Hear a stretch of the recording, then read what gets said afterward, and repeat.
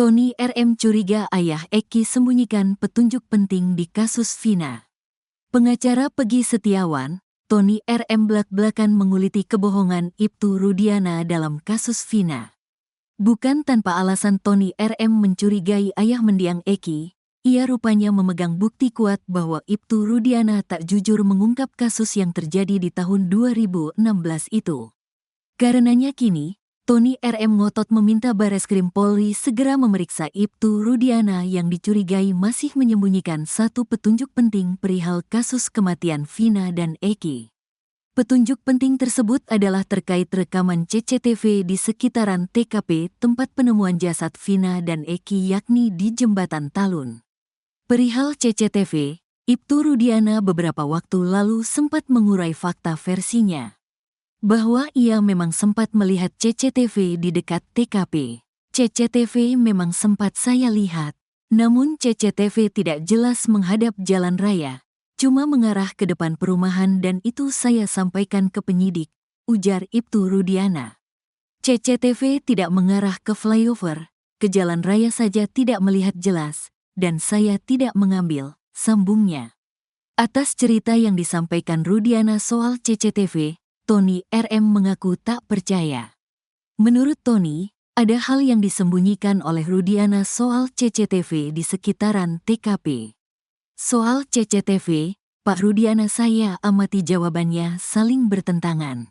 Pertama jawabannya, CCTV, dia mengetahui hanya di perumahan Garden. Tapi di sisi lain, ketika ditanya apakah ada flyover, jawaban dia hanya ke jalan raya. Ungkap Tony RM dalam tayangan YouTube-nya dilansir tribunnews.bogor.com, Minggu, tanggal 4 Agustus tahun 2024.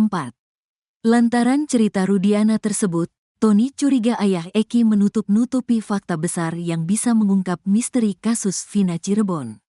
Karenanya, Tony pun mendesak Mabes Polri agar memeriksa Ibtu Rudiana. Kesimpulan saya, Pak Rudiana ini dalam menjawab soal CCTV, Pak Rudiana mengetahui ada CCTV. Karena dia mengatakan ada di Garden. Periksa itu Rudiana, Mabes Polri harus periksa, cari CCTV, harus dipertanggungjawabkan, imbuh Tony. Tak cuma Rudiana, Tony RM juga menyoroti dua sosok penting yang tahu soal CCTV di sekitar TKP kasus Vina. Dua sosok tersebutlah menurut Tony yang diduga tahu fakta penting perihal CCTV. Ini sesuai dengan putusan pengadilan atas nama para terpidana dari kesaksian Dodi dan Gugum Gumilar, yang mengatakan bahwa mereka telah mengecek CCTV namun belum dibuka. Masa sih belum dibuka? Setiap manusia, apalagi itu anggota kepolisian, ketika ada peristiwa kematian, maka rasa penasaran itu ada agar dibuka CCTV, pungkas Tony. Gemas dengan kasus Vina Cirebon, Tony pun tak ragu meminta Kapolri agar tegas menindak Ibtu Rudiana jika memang terbukti bersalah. Saya menilainya, Pak Rudiana ini tidak jujur dalam hal CCTV. Oleh karenanya, Mabes Polri harus segera periksa Rudiana, periksa itu Gugun Gumilar, periksa Pak Dodi, hasilnya diumumin ke publik. Ingat, taruhannya institusi, kata Tony RM. Masyarakat Indonesia berharap Mabes Polri dalam mengungkap masalah ini harus objektif dan transparan, sambungnya. Kebohongan Ibtu Rudiana yang lain. Tak cuma soal CCTV, Tony juga menguak borok Ibtu Rudiana perihal pemeriksaan para terpidana. Dalam konferensi pers yang ia gelar, Rudiana sempat mengaku hanya memeriksa terpidana selama 15 menit.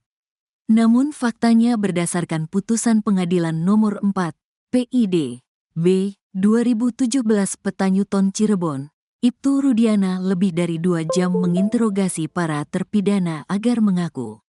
Berdasar putusan, 2 jam setelah Pak Rudiana pergi dikabari kemudian datang berarti jam 4 sore.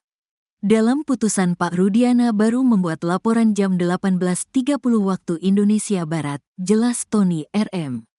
Berarti kalau dari jam 16 waktu Indonesia Barat ke pukul 18.30 waktu Indonesia Barat ada waktu 2 jam setengah, bukan 15 menit. 2 jam setengah itu, kalau saya baca putusan, itu digunakan untuk interogasi, sambungnya.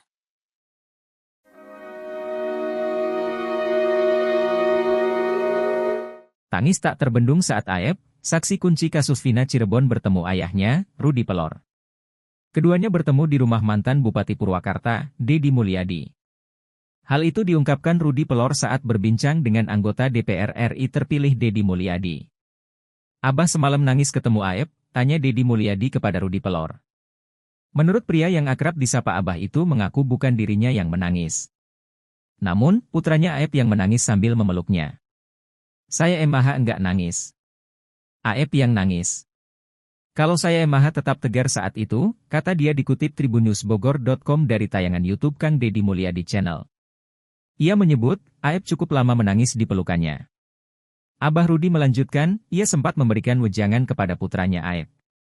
"Aep, kalau memang Aep sayang sama orang tua, ikutin saran Bapak," kata Rudi Pelor mengulang ucapannya kepada Aep. Menurutnya, tak banyak pembicaraan kepada sang anak lantaran putranya datang didampingi oleh beberapa pengacara. Namun, ia menegaskan ucapannya kepada Aep hanya ingin menyadarkan putranya dan bisa berkata jujur tentang kasus Vina Cirebon yang kini menjadi sorotan publik.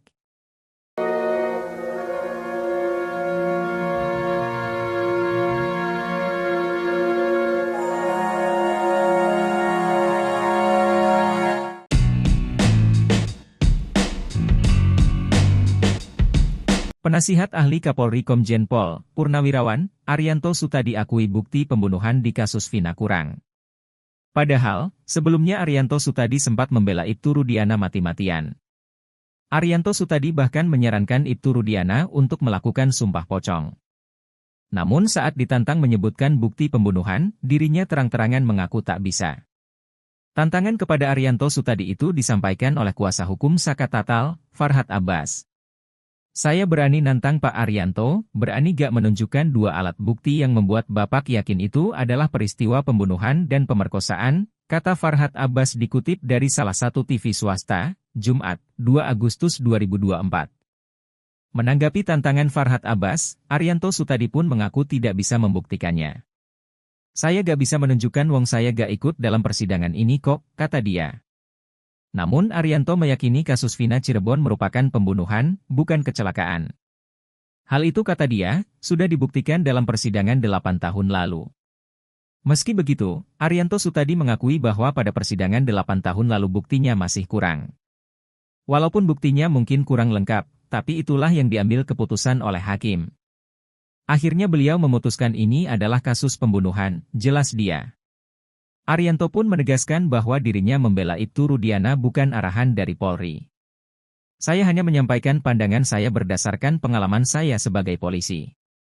Kalau melihat kasus seperti ini, kira-kira apa yang sebetulnya terjadi," kata Arianto. Riswanto, 30. Saksi kunci kasus Vina Cirebon itu pun percaya diri menghadapi laporan rekannya, Aep. Pasalnya, Dede bersama tokoh masyarakat Jawa Barat Deddy Mulyadi dilaporkan Aep ke Polda Metro Jaya atas kasus penyebaran berita bohong. Dede yang kini mengakui telah memberikan keterangan palsu terkait kasus Vina Cirebon pada tahun 2016 mendapatkan pesan dari ex-Kabareskrim Komjen Pol Purnawirawan Susno Duadji. Susno Duadji mengajak saksi kunci kasus Vina, Dede berbincang dalam diskusi yang digelar pada hari ini, Jumat, 8 Februari 2024. Pensiunan Jenderal Bintang 3 itu lalu berdiri dari tempat duduknya untuk menghormati Dede yang duduk di bangku penonton. Susno lalu bertanya kepada kuli bangunan itu mengenai kesaksiannya yang masuk dalam berita acara pemeriksaan, BAP, kasus Vina Cirebon. Dede juga dipanggil untuk bersaksi di sidang kasus Vina Cirebon yang digelar di Pengadilan Negeri Cirebon. Dede mengaku tidak disumpah dan tidak memberikan kesaksian di PN Cirebon. Bahkan, Susno Duadji kembali menanyakan hal yang sama untuk meyakinkan jawaban Dede. Dede pun kembali memberikan jawaban yang sama. Susno lalu meminta Dede untuk tidak takut karena pengakuannya saat ini bahwa saksi kunci kasus Vina itu telah memberikan keterangan bohong. Susno mengungkapkan ucapan Dede yang mengaku berbohong saat memberikan kesaksian pada tahun 2016 tidak bisa dihukum. Pasalnya, kesaksian itu harus diberikan di pengadilan serta disumpah. Susno menuturkan bahwa orang yang jujur akan diselamatkan melalui undang-undang. Oleh karena itu, Susno meminta Dede agar tidak takut dihukum telah berkata jujur saat ini. Sementara itu, Dede mengaku tidak takut dilaporkan Aep atas dugaan pemberitaan bohong ke Polda Metro Jaya.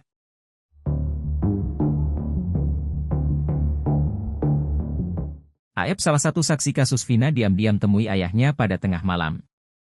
Pertemuan ayah dan anak ini berlangsung di Lembur Pakuan, rumah milik mantan Bupati Purwakarta, Deddy Mulyadi. Deddy Mulyadi mengatakan, saat pertemuan Rudi Pelor dan Aep, dirinya sedang tidak ada di rumah. Sebab, ia sedang menonton wayang golek di wilayah Kuningan, Jawa Barat hingga menjelang subuh. Abah Rudi bercerita, kedatangan Aep tak sendirian, putranya tersebut dikawal 4 orang yang tak ia kenal. 4 orang itu pengacaranya, Aep, sempat telepon saya juga, kata Deddy Mulyadi dikutip dari YouTube Kang Deddy Mulyadi Channel. Rudi Pelor mengaku tak bisa leluasa berbicara dengan putranya lantaran selalu dikawal 4 pengacaranya. Gimana mau saling curhat? Kita duduk ngerendeng, yang satu di samping saya, yang satu di samping Aep, ujarnya. Ia menyebut, 4 orang yang mengawal Aep itu 3 wanita dan 1 laki-laki. Ia pun kesal lantaran sulit berbicara dari hati ke hati dengan Aep.